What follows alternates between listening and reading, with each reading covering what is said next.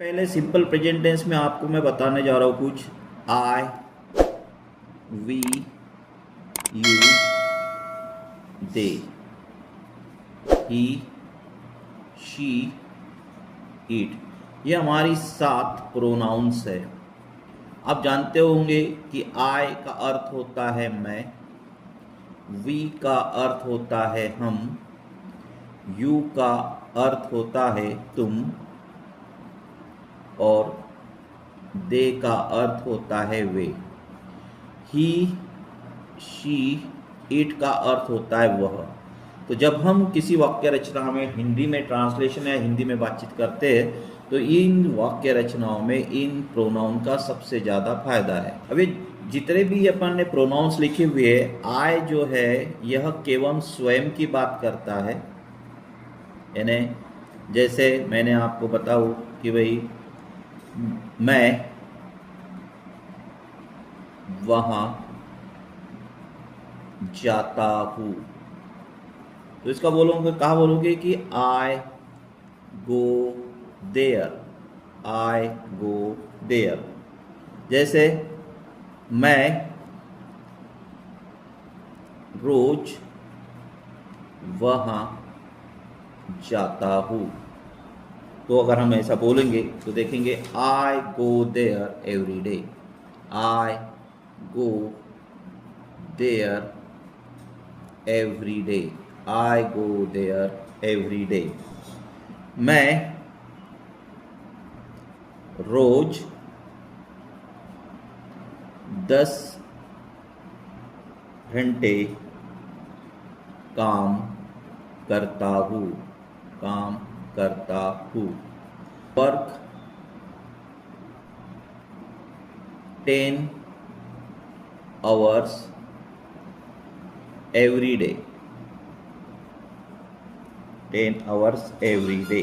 यहाँ आई के साथ क्या वाक्य रचना की? आई यानी मैं रोज वहाँ जाता हूँ, मैं रोज वहाँ जाता हूँ, मैं रोज 10 घंटे काम करता हूँ, I work 10 hours every day, I go there, मैं वहाँ जाता हूँ। मैं, तो आई की बात जब भी हम करेंगे तो ये स्वयं की बात करता है, किसी के लिए प्रोनाउन लगाया नहीं जाता है।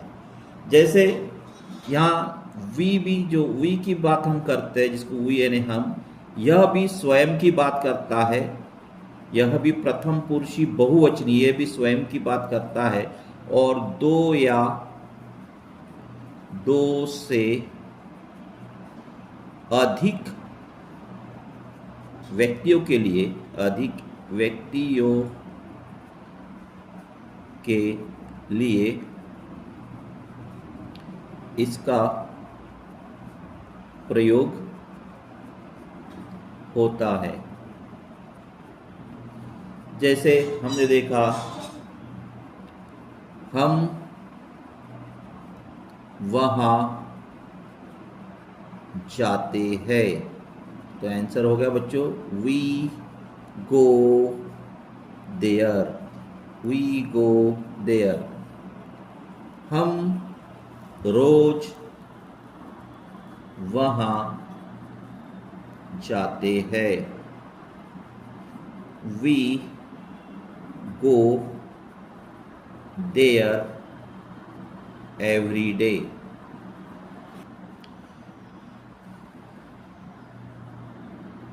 हम रोज 10 घंटे काम करते हैं। तो बच्चों हम यानी क्या हो गया? वी। अब यहाँ पे क्रिया कौन सी है? जाने की या काम करने की? कौन सी है यहाँ पे? काम करने की। तो या काम करने की है तो होंगे वर्क, वी वर्क। अब कितने? रोज 10 घंटे, तो क्या लिखोगे? 10 hours, 10 hours। अब रोज है तो इसलिए अपन ने लिखा एवरी डे। तो ये क्या हो गया बच्चों? We work 10 hours every day. तो इस प्रकार से जो है हम वाक्य रचनाओं को हम बता सकते हैं। इस प्रकार से हम यानी वी, इस प्रकार से आप बहुत सारे वाक्य रचनाएं यहाँ कर सकते हैं। जैसे बोला कि वी कम हियर, हम यहाँ आते हैं। अब आप एक्चुअली वाक्य रचना को आप देखोगे, वी से अगर जोड़ोगे, हम शाला जाते हैं, वी गो टू स्कूल, इस प्रकार से भी वाक्य रचनाएं होती है। हम खाना खाते हैं, वी ईट फूड, कि हम भोजन करते हैं, खाना खाते हैं। तो वी के साथ जो है क्रिया का प्रथम रूप आता है जो सिंपल प्रेजेंट टेंस में। और जब आप हिंदी इंग्लिश का हिंदी में ट्रांसलेशन करना चाहिए तो बेहिचक करिए, वी के साथ सिंपल प्रेजेंट टेंस में जब भी हम ताती ते दिखाई देता है तो उसके साथ क्रिया का पहला रूप आता है। जैसे हम गाना गाते हैं तो हम बोलेंगे we sing song, we sing song. इस प्रकार के वाक्य रचना आप खुद ही बना के देखिए वी के साथ, तो आपकी प्रैक्टिस भी हो जाएगी और आपको एवरी डे जो रोजाना जो शब्द आपको बोलना है उसकी प्रैक्टिस होने के पश्चात आप इजी वे में इंग्लिश को आप अपने स्पोकन क्लासेस में तैयारी कर सकते हो। अब सबसे पहले यहाँ वे, यू एन ए, तुम, यह द्वितीय पुरुषी एक वचनी बहुवचनी दोनों सब्जेक्ट कहलाता है। मतलब मैं अगर बोल रहा हूँ दूसरे को तो तुम कहाँ जाते हो, तुम क्या करते हो, तुम पानी पीते हो, तुम खाते हो, तो हम तू की बात करते हैं, यू की बात करते हैं, तो हम दूसरे को बोल रहे हैं। तो इसलिए इसको, और इसके साथ हमेशा बहुवचनी क्रिया का प्रयोग होता है, बच्चों ध्यान में रखेंगे। तो यहाँ जैसे हमने बोला कि भाई कि तुम रोज शाला जाते हो, तो क्या होगा, तुम यानी यू, जाने के लिए क्या है go, you go to school every day, you go to school every day. तुम खाना खाते हो, बोला यू ईट फूड। तुम अंग्रेजी बोलते हो, तो बोलेंगे you speak English, you speak. You look happy, तुम खुश दिखते हो।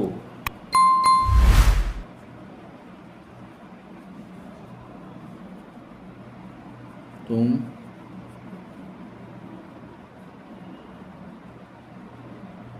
शराब नहीं पीते हो। तो इसको हम कैसे बोलेंगे, नकारात्मक वाक्य। अब जब भी नकारात्मक वाक्य भी हमें अगर बनाना है तो डू नॉट का प्रयोग करके, तो क्या हो जाएगा बच्चों, you do not drink wine, you do not drink wine. अब आप यहाँ प्रश्न कर रहे होगे कि भाई यहाँ डू नॉट क्यों लगा हुआ है। तो सबसे पहले तो यह है कि जब भी हम आई, वी, यू, दे या किसी बहुवचन सिंपल प्रेजेंट टेंस की बात करते हैं, आई, वी, यू, दे, तथा बहुवचन संज्ञा आती है, बहुवचन संज्ञा आती है, तो सीधे डू नॉट का प्रयोग हम करते हैं, सीधे डू नॉट का प्रयोग करते हैं। और यदि प्रश्नार्थक वाक्य में भी प्रश्नार्थक वाक्य बनाना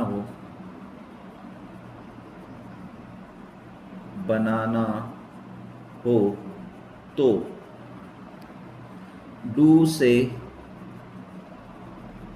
वाक्य की शुरुआत करते हैं।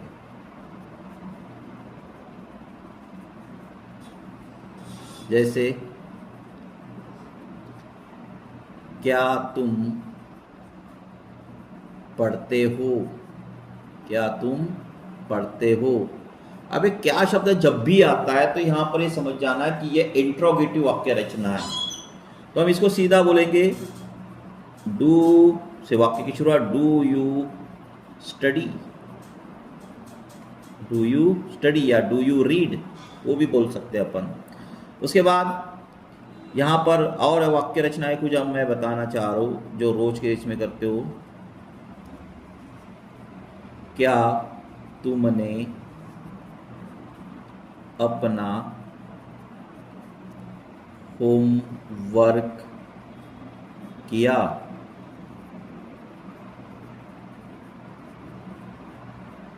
Do you do your homework? Do you do your homework? इस प्रकार हम जो है प्रश्नार्थक वाक्य को भी यहाँ पर अपने रोज की भाषा में कर सकते हैं। तब डू का प्रयोग कैसे आ रहा है और डच का प्रयोग कैसे आता है, ये जब आप प्रश्नार्थक वाक्य बनाते हैं उस समय अपन जब भी निगेटिव वाक्य बनाना हो, प्रश्नार्थक वाक्य बनाना हो या सिंपली वाक्य बनाना है स्पीकिंग क्लासेस में, बिंदास करिए वाक्य रचना। बस हमें प्रश्नों के जो शब्दावली है, शब्दावली भंडार पता होना चाहिए, शब्द हमारे दिमाग में आना चाहिए, तब हम इस प्रकार की वाक्य रचना को बना सकते हैं।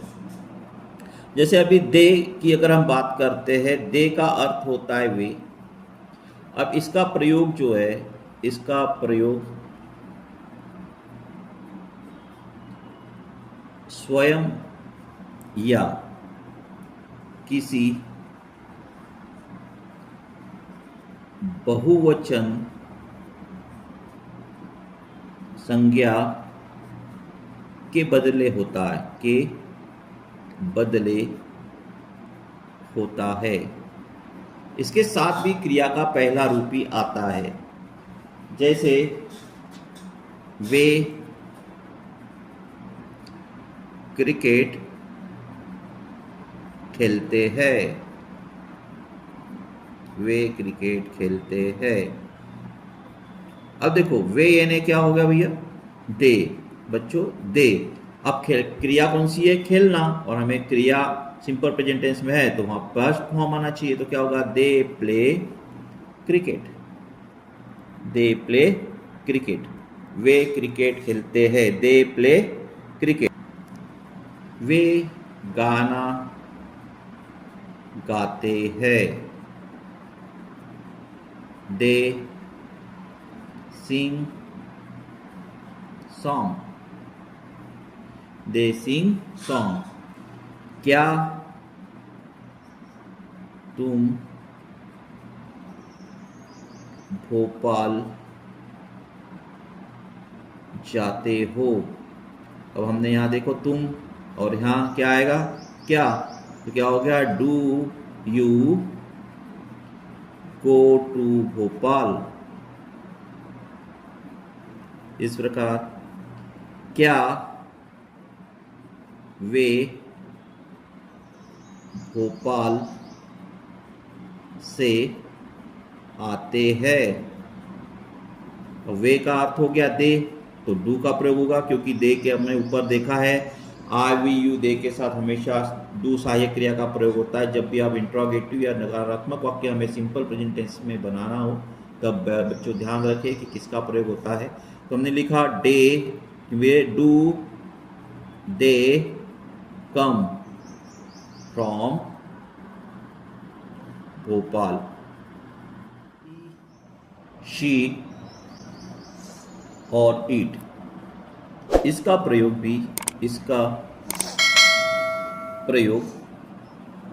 भी स्वयं या किसी व्यक्ति के बदले किया जाता है, किसी व्यक्ति के बदले किया जाता है। यदि पुरुषवाचक है, पुरुषवाचक है तो ही का प्रयोग करें।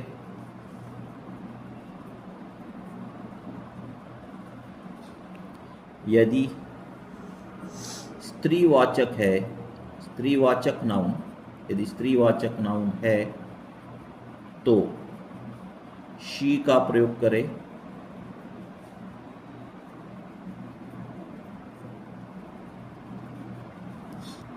और यदि कोई वस्तु या प्राणी है तो ईट का प्रयोग करें।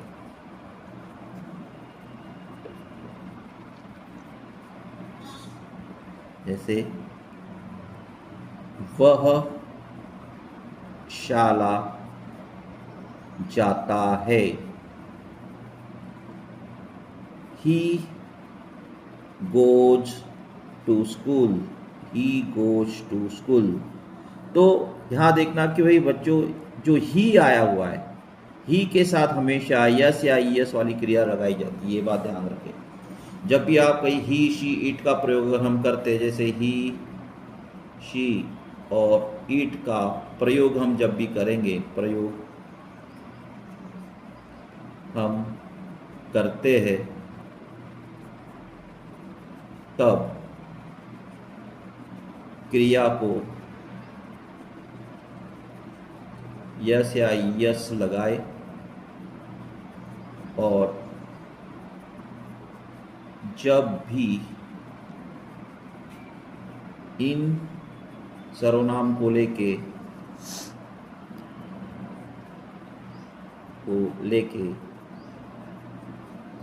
नकारात्मक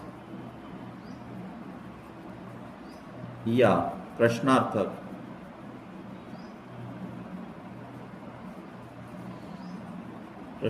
वाक्य बनाते हैं तो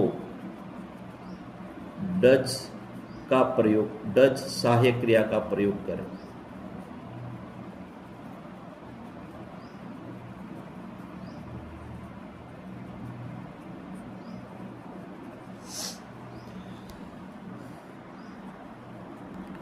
अपना होमवर्क करती है, शी डज हर होमवर्क। अब बच्चों देखो, यहाँ आप सोच रहे होंगे कि यार डज क्यों आया है, ये तो सहायक क्रिया भी है, मुख्य क्रिया कैसे।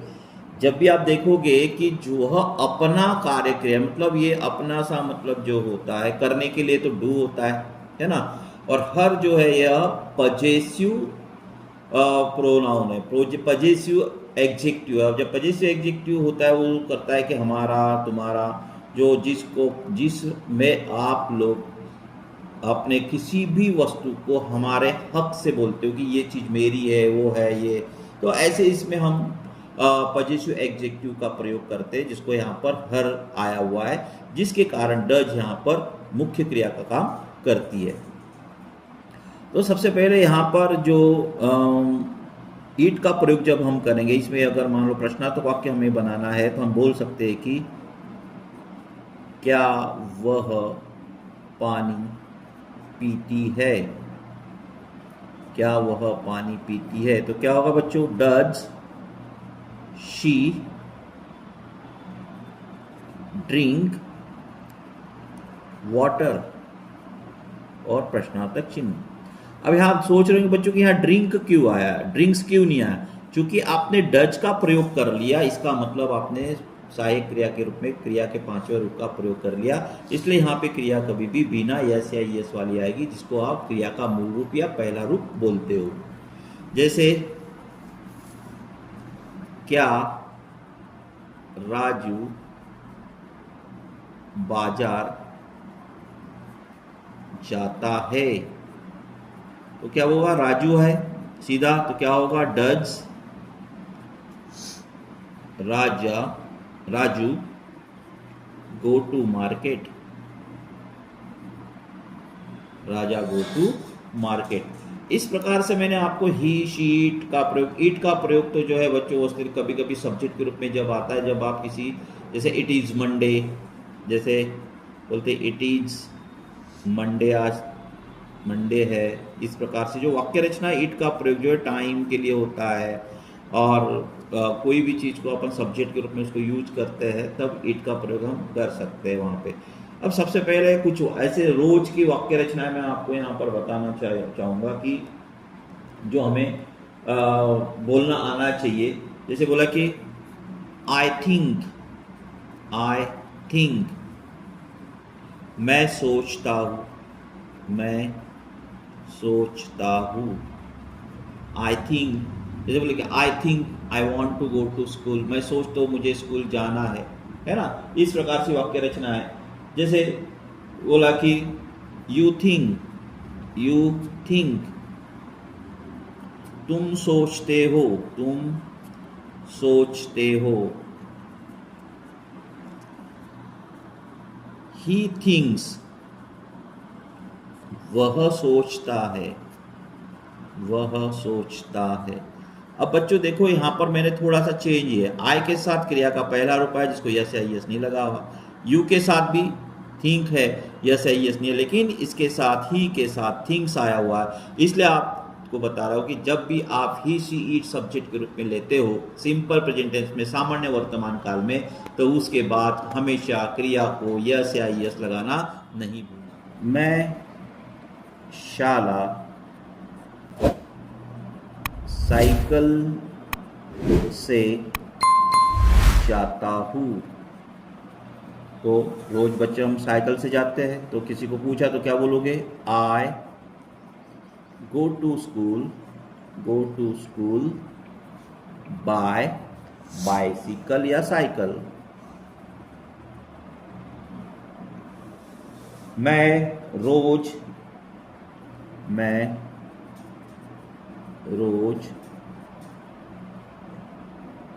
अंग्रेजी क्लास में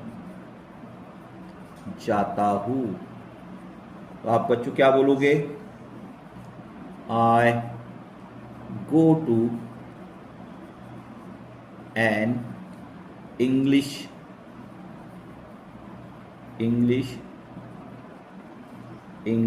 क्लास एवरी डे। अभी जैसे I go to school by bus, by cycle, जब भी हम किसी वस्तु से ट्रैवल करते हैं तो उसके लिए बाय का प्रयोग किया जाता है। जैसे बाय बस, बाय ट्रेन, है ना, इसलिए यहाँ पे बाय का प्रयोग आया हुआ है। या एन इसलिए आया हुआ है क्योंकि यह हम एक बोल सकते हैं, हम रोज एक अंग्रेजी क्लास में जाते हैं। अगर मैंने यहाँ बोल दिया कि हम एक अंग्रेजी, तो मैंने बोला कि I go to an English class, तो यहाँ ई जो है स्वर से शुरुआत हो रही है और एक क्लास में जाते हैं। कौन से? एक अंग्रेजी क्लास में। जैसे मैंने यहाँ लिख लिया एक अंग्रेजी क्लास में, तो मैंने क्या बोल दिया फिर? आई गो टू, क्योंकि ई स्वर है और स्वर से वाक्य की शुरुआत हो रही है, और स्वर से शुरुआत हो और स्वर का प्रोनाउंसिएशन आए तो वहाँ आर्टिकल के रूप में हमें एन का प्रयोग करना है। तो यहाँ ई जो है वह स्वर से शुरुआत है और स्वर का ही उच्चारण, एन का प्रयोग।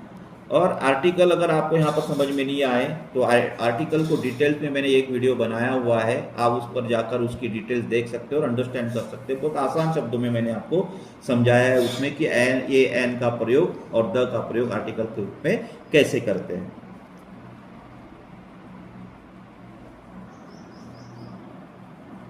मैं रोज सुबह उठता हूँ। क्या होगा? आई वेक अप एवरी डे। मैं रोज चाय नहीं पीता हूँ। I do not drink tea every day.